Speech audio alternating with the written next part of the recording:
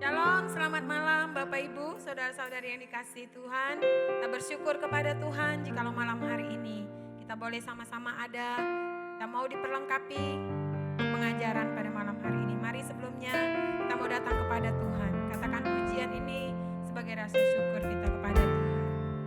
Haleluya, terima kasih Tuhan.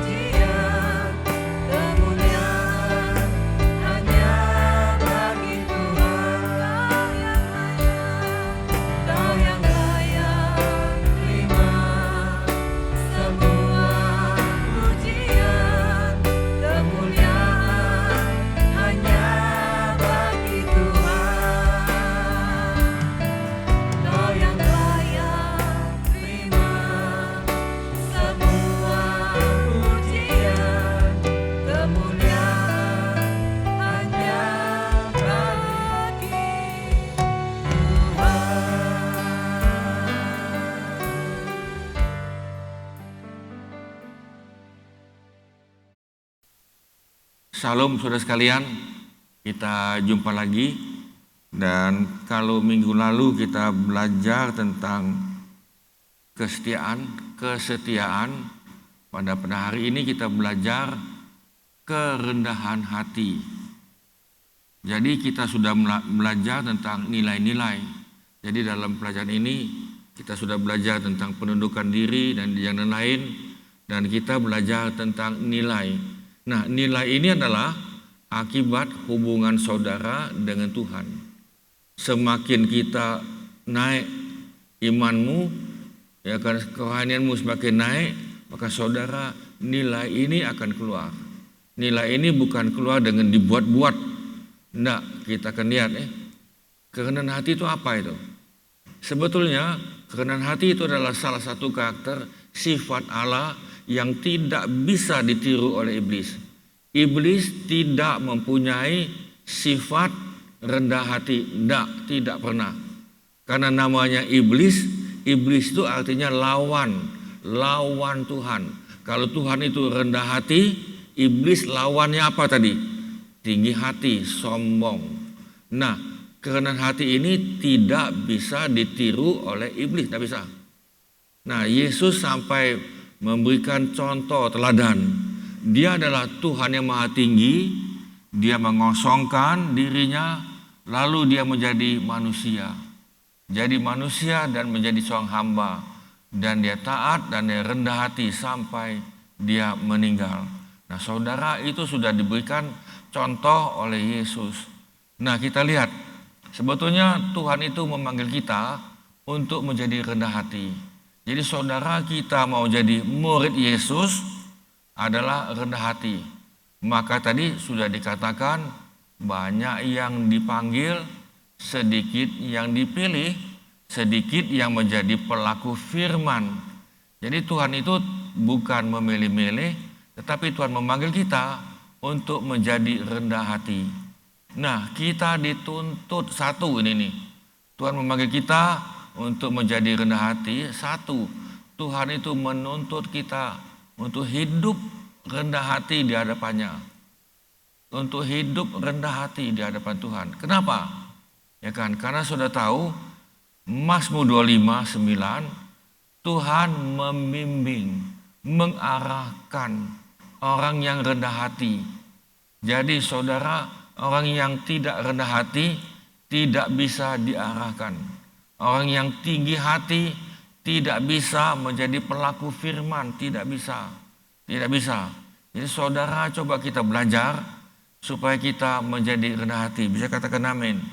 Nah, Tuhan membimbing orang-orang yang rendah hati menurut hukum, maksud itu menurut firman. Dan Tuhan mengajarkan jalannya kepada orang-orang yang rendah hati. Ya saudara, Tuhan itu memberikan tahu jalan, yaitu pengajarannya, dan itu bisa diterima oleh yang rendah hati.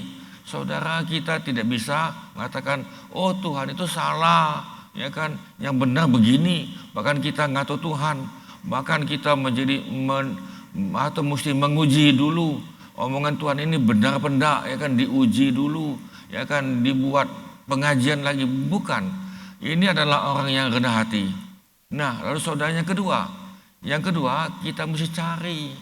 Rendah hati itu dicari, itu bukan datang sendiri, ya kan, bukan.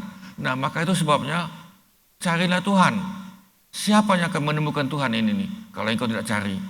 Tentunya cari dengan rendah hati. Kita lihat dalam Stefania 2 ayat 3, carilah Tuhan, ya kan, carilah Tuhan. Saudara, carilah Tuhan. Zaman ini adalah kita butuh Tuhan. Zaman ini zaman yang aneh, bin ajaib, yang zaman yang tidak baik ini nih. Saudara, carilah Tuhan, itu yang pertama. Hai semua orang yang rendah hati di negeri. Jadi Tuhan itu mencari orang yang rendah hati. Jadi saudara, mari kita cari Tuhan.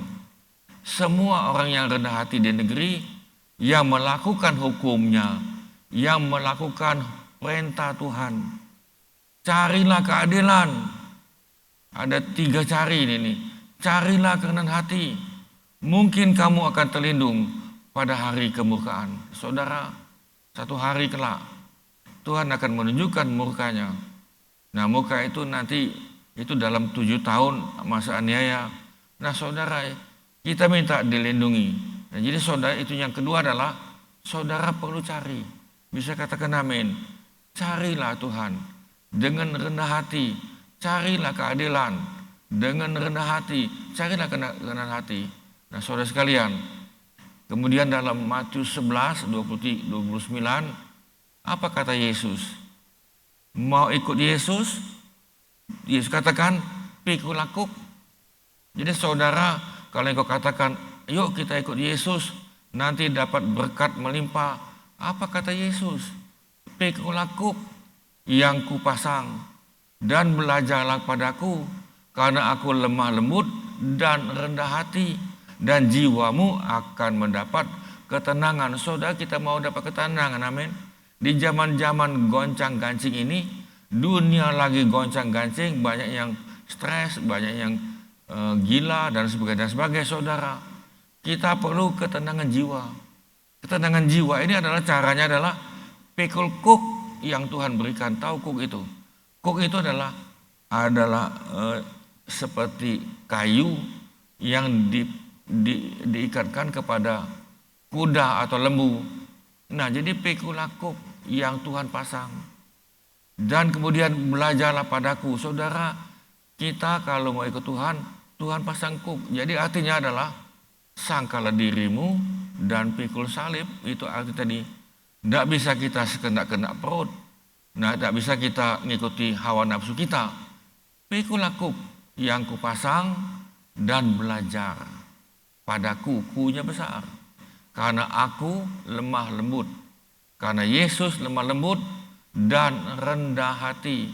Dan jiwamu, munya kecil, kita akan mendapat ketenangan. Saudara mau dapat ketenangan? Carilah kerendahan hati. Carilah Tuhan dengan rendah hati. Yang ketiga, hendaklah kamu selalu rendah hati. Selalu rendah hati. Ini bukan dibuat-buat, ya kan? Tetapi selalu rendah hati. Kita lihat, ya, contoh, kerendahan hati sebetulnya itu salah satu sifat orang Kristen yang sudah lahir kembali. Kalau saudara sudah terima Yesus, engkau sudah dilahirkan kembali, maka jangan heran sifatmu menjadi rendah hati. Hatimu menjadi rendah hati, sifatmu menjadi rendah hati, sifat itu yang sudah mengenakan Kristus. Nah, saudara, pada hakikatnya memang tidak ada yang dapat kita banggakan, kita sombongkan. Apa yang kau sombongkan dalam dunia ini nih? Uang yang ada padamu itu titipan. Ya kan, kepintaran yang perlu kita banggakan, aku ini pintar, hebat, jenius ini kan, itu pun titipan. Apalagi kecantikanmu titipan. Semuanya adalah titipan dan semuanya itu tidak kekal. Jadi saudara, yang ketiganya Tuhan minta adalah mari kita sama-sama selalu rendah hati. Bisa katakan amin. Nah, saudara, yang keempat, kita belajar lagi ini nih. Rendahkanlah dirimu seorang kepada yang lain. Kita belajar merendahkan diri. Merendahkan diri tadi saya sudah katakan salah satu sifat Tuhan yang tidak bisa ditiru oleh iblis. Iblis tidak bisa meniru. Iblis itu orangnya sombong, congkak, meninggikan diri. Nanti kita akan lihat lebih dalam apa yang dikatakan rendahkan dirimu. Merendahkan hati tidak hanya kewajiban yang sifatnya searah dari seorang terhadap yang lain, tetapi setiap orang Kristen, setiap anak Tuhan harus saling merendahkan hati satu terhadap yang lain. Kita ambil contoh, ya kan? Nah, berbeda dengan penundukan diri, beda ini nih. Yang kita sudah belajar dalam beberapa minggu yang lalu, di mana seorang menundukkan diri kepada wewenang atau otoritas yang berada di atasnya. Dia menundukkan diri. Tetapi saudara, dalam kerendahan hati, contoh ini nih, suami merendahkan hatinya terhadap istri. Seorang pemimpin juga harus merendahkan hatinya di hadapan bawahannya. Jadi merendahkan hati. Nah, saudara, inilah yang dikatakan tadi, kita kalau memang ada yang salah di bawahan, saudara ngomong aja, oh ya salah ya. Nah, juga jangan kita katakan ini alasan itu, alasan ini. Nah, saudara, kita juga merendahkan hati terhadap istri kita. Tidak bisa kita sewenang-wenang karena aku suami. Nah, saudara, yang kelima, hendaklah kamu penyayang dan rendah hati. Jadi di samping penyayang, Saudara, bagaimana kalau kita ini penyayang tapi tinggi hati? Enggak ada gunanya itu. Tanpa saudara begini, tanpa kerendahan hati tidak mungkin ada persatuan yang sejati. Kita dalam suami istri, dalam keluarga, adanya kerendahan hati yang sejati. Adanya persatuan yang sejati. Di dalam gereja juga sama. Ya kan, adanya kerendahan hati, lalu terjadilah persatuan yang sejati. Tetapi kalau ada yang sombong, aku begini dan begini, saudara, terjadilah kesatuan yang semu. Nah, ini saya katakan tadi, setiap keluarga, setiap gereja, lembaga pelayanan, kantor, bahkan satu bangsa apapun, kita perlu kerukunan dan persatuan. Jika masing-masing anggotanya memiliki apa? Kerendahan hati. Nah, disinilah akan terjadi suatu persatuan yang sejati. Bukan persatuan semu dan juga bukan persatuan abal-abal. Kita lihat dalam 1 Petrus 3:8. Dan akhirnya Petrus mengatakan, hendaklah kamu semua ini semua sidang jemaat maupun dalam keluarga seia, sekata, satu perasaan, mengasihi saudara-saudara, penyayang dan rendah hati. Nah, ini akan kita belajar nanti dalam pelajaran yang berikut, bagaimana kita bisa bersatu dan satu yang lain. Nanti kita akan belajar dan bagaimana kalau dia tidak bisa. Kalau dia tidak bisa, saya jawab ini. Kalau dia tidak bisa seia sekata, tidak ada persatuan, saya jawab. Sebetulnya dia sakit. Sakit apa? Batinnya sakit. Luka batin. Mungkin dari lahir, mungkin dari kandungan, luka batin. Sehingga dia tidak bisa penyayang dan juga tidak bisa rendah hati. Dia selalu sombong dan lain-lain karena dia sakit. Nanti kita belajar, bukan hari ini nih, tapi nanti saudara ikuti saja dalam pelajaran-pelajaran ini. Yang keenam, kenakanlah kerendahan hati seperti baju, saudara. Kita perlu mengenakan pakaian. Setiap orang Kristen, anak Tuhan, dapat dilihat dan dirasakan oleh semua orang. Nah, saudara, saya mencontoh ini. Saudara, dalam gestur atau gerakan badanmu, kalau engkau ngomong ini, umpama ngomong tadi, ada kawan ngomong tadi, dan engkau jawab gini, engkau jawab, iya tadi. Kalau engkau jawab seperti ini, ya tadi. Menurut saudara, orang itu rendah hati? Dari gerak-geriknya kita akan lihat, ya kan ini. Kalau engkau memang rendah hati, biasanya begini, iya, dia ngaku, bukan nih, iya. Nah, apalagi saudara engkau berdiri bertentengan begini, nggak gini kan, siapa itu? Dan laju main tanya tunjuk ini nih. Nah, dari gerak badannya kita dapat membaca bahwa dia adalah seorang yang bukan rendah hati. Nah, padahal setiap anak Tuhan bisa dilihat oleh semua orang. Kita ini adalah garam dunia. Kalau garam itu dipakai, engkau jadi garam. Kalau tidak dipakai garam tadi itu, saudara, dia jadi tawar, jadi buang, jadi batu. Kita adalah terang dunia. Nah, orang Kristen yang masih anak Tuhan, katanya anak Tuhan, orang Kristen, tetapi masih tinggi hati, saudara lihat, masih merasa hebat, masih merasa lebih utama, masih merasa lebih pintar, ya kan, merasa lebih hebat, lebih pintar. Sebetulnya dia belum mengerti dan belum mengalami kekristenan yang sesungguhnya. Dia belum mengalami sebagai anak Tuhan dan dia baru menjadi pengikut Kristus. Tetapi benar-benar belum menjadi murid Kristus, belum. Dia hanya ikut. Saudara tahu pengikut. Kalau dia senang, dia ikut. Ya kan, kalau itu banjir, ada masalah, ya kan, dia tidak mau ikut, lewat dia.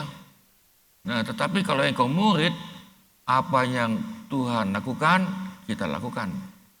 Ketika ada masalah, dia tidak lari. Ini kalau dia ada masalah, dia lari. Nah, itulah namanya ikut-ikutan, gembala upahan. Jangan-jangan pemimpin palsu lagi. Kolose 3, 12. Karena itu, sebagai orang-orang pilihan Allah yang dikuduskan, yang dikasihinya, kena apa? Belas kasihan. Pakailah belas kasihan, pakailah kemurahan hati, kerendahan hati, kelembutan, dan kesabaran. Saudara, Kolose mengatakan dengan jelas, ini tentang manusia baru yang pernah kita bahas beberapa bulan yang lalu, karena kita bahas tentang manusia baru. Nah, hari ini kita nyambung tentang manusia baru di dalam Tuhan. Kita adalah manusia baru, bukan gini, orang Kristen manusia lama, masih kedagingan, masih kuat, bukan. Jadi sekali lagi saudara, karena itu sebagai orang-orang pilihan Allah yang dikuduskan, saudara perhatikan ya, yang dikuduskan, engkau sudah menerima kekudusan dan engkau sudah menerima kasihnya Tuhan, yang sudah menerima kasih Tuhan ini, maka dia akan kenakan belas kasihan. Dia akan kenakan itu empati, bukan simpati. Empati, lihat ini banjir, dia nangis. Lihat orang susah, dia tidak rela, ya kan? Tentunya dia dengan murah hati dia akan bantu, dengan rendah hati, kelemah lembutan dan kesabaran. Nah, saudara, yang ketujuh, sampai Yesus sendiri memberikan teladan, contoh bagaimana dia merendahkan dirinya. Ya kan, salah satu kalau kita lihat, Yesus mencuci kaki murid. Mencuci itu apa, saudara? Itu mencuci kaki murid. Padahal dia adalah Tuhan dan bukan kita saling mencuci kaki, bukan. Yuk nanti Bapak cuci saya, nanti saya cuci Bapak. Bukan itu, bukan. Tetapi Yesus sebagai pemimpin memberikan contoh. Tetapi yang terakhir contohnya yang paling hebat. Dia memberikan kerendahan hati di hadapan manusia. Karena itu kalau kita murid Yesus, kita wajib ikuti teladan Yesus.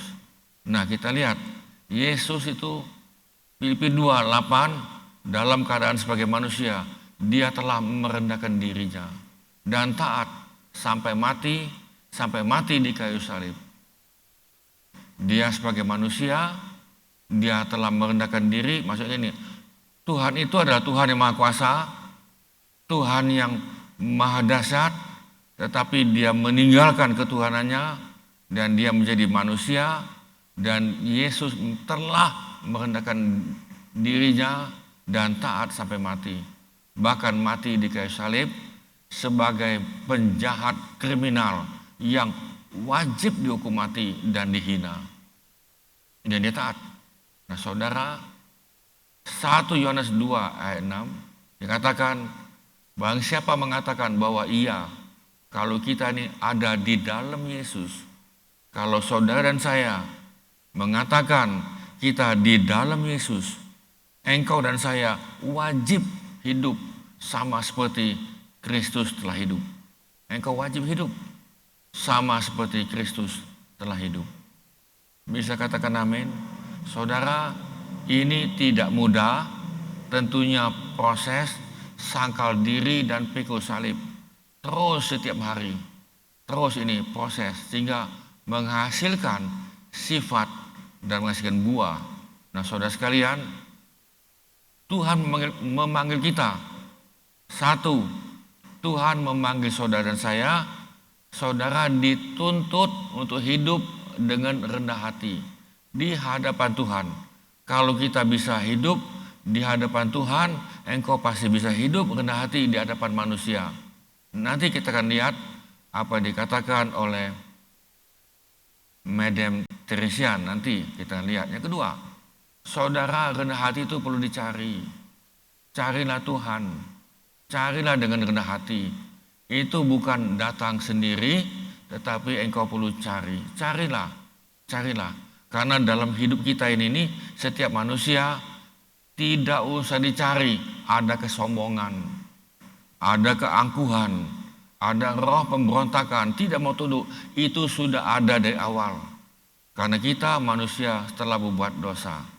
Jadi saudara, yang tidak ada ini adalah kerendahan hati. Bisa kita kenamin?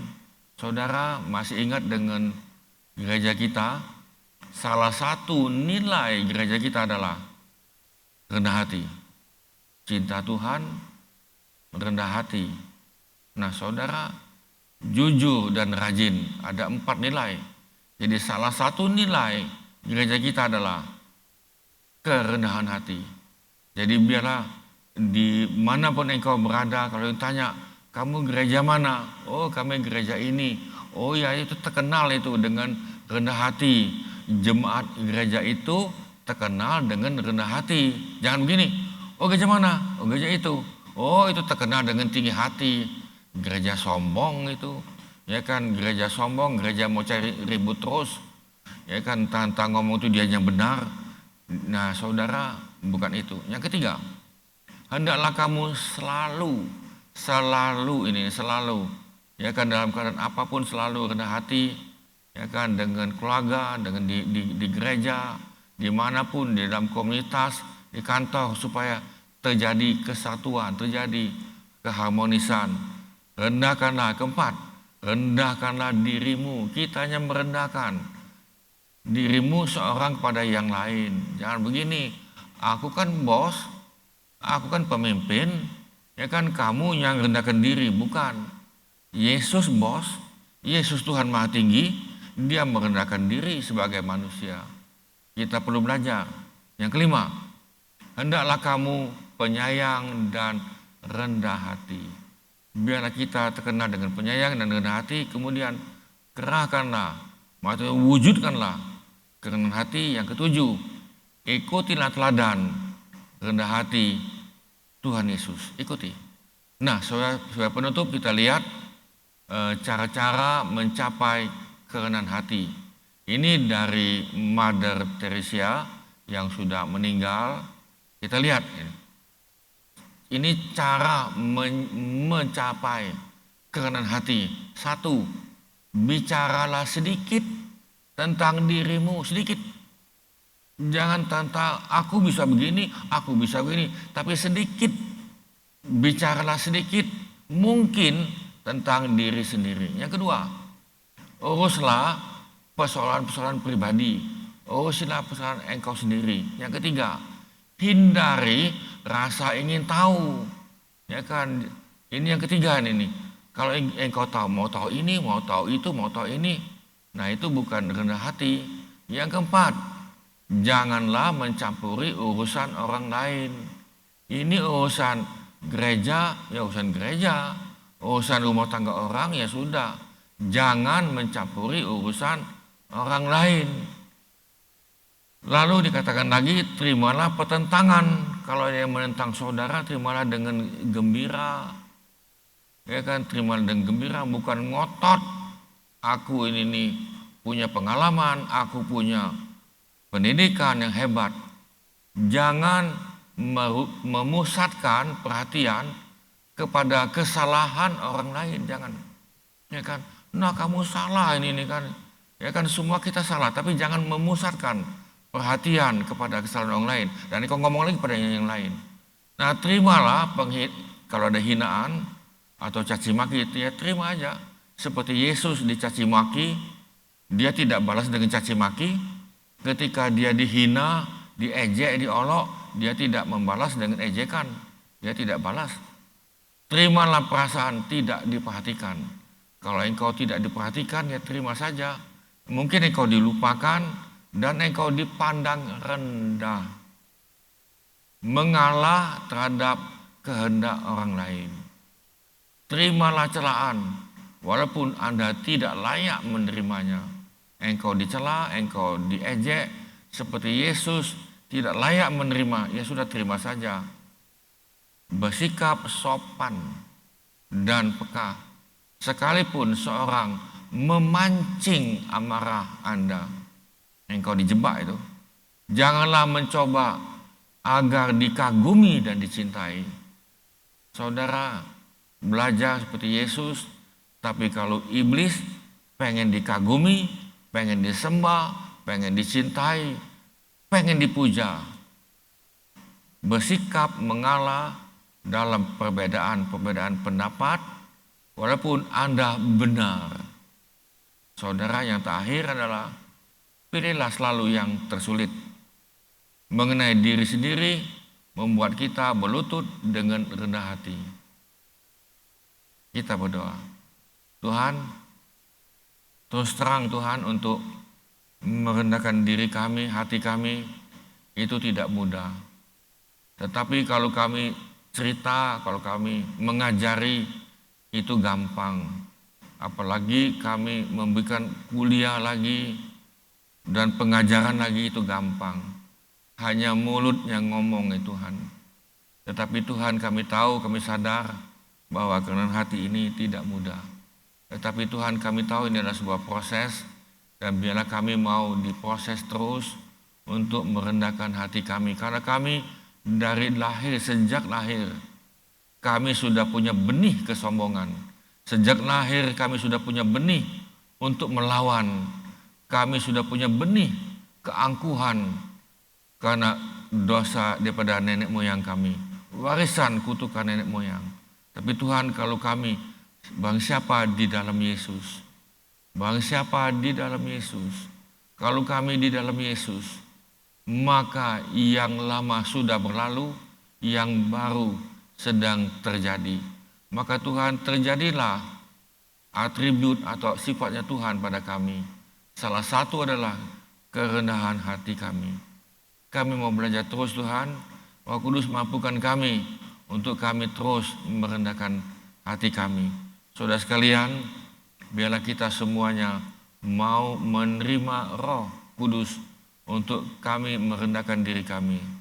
Karena kami tahu kalau kami direndahkan, kami akan ditinggikan oleh Tuhan. Terima kasih Tuhan.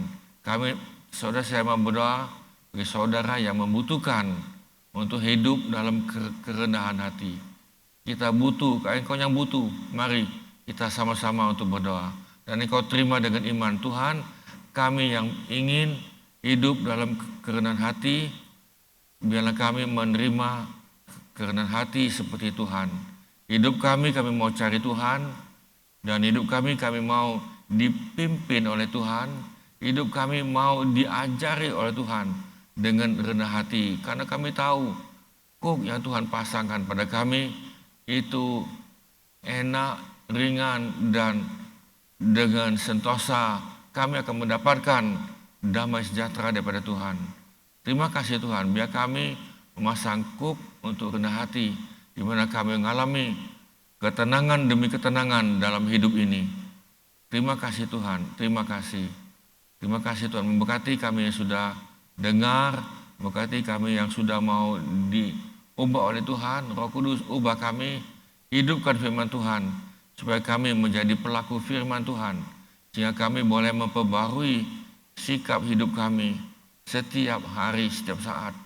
Terima kasih Tuhan, kami lepaskan berkat ini Tuhan. Biar kami semuanya menerima sukacita, damai sejahtera dan berkat daripada Bapa, kasih karunia demi kasih karunia daripada Tuhan Yesus, dan dengan persekutuan Roh Kudus menjadi bagian kami, supaya kami mempunyai kesupaan dengan Kristus Yesus.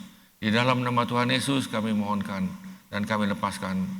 Saudara yang percaya bisa katakan amin. Amin saudara sekalian, Tuhan memberkati, dan minggu depan kita akan belajar lagi dengan sebuah nilai, yaitu kerukunan dan kerjasama. Kita perlu rukun, kita perlu kerjasama.